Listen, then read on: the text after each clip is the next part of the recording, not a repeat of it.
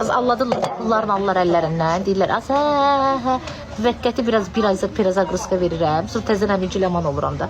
Bey quşlar da pullarını tökürlər dış başınıza. Diş başınız. Pulva hayfın gəlsin. Quran andı olsun hayfın gəlsin. Anamın canı.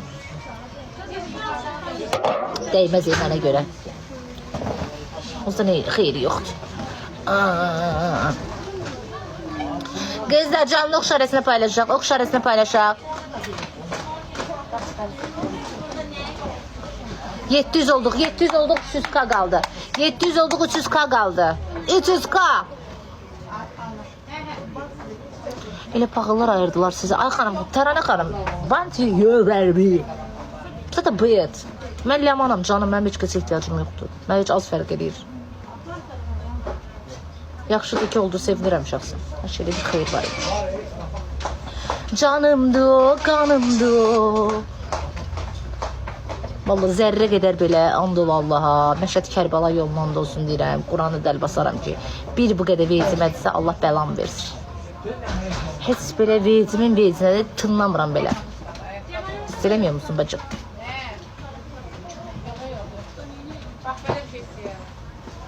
Neme lazım kız? Ben kız biriciyim ya. 2 gün. 2 gün de çoktu bana. Canımdı, kanımdı, damardaki kanımdı.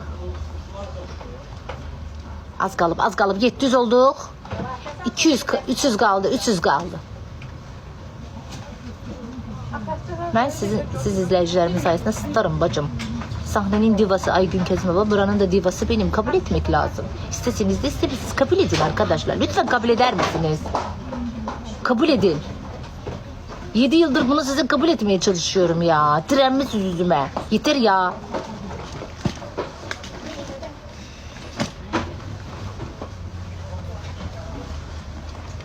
Benim de şotuma.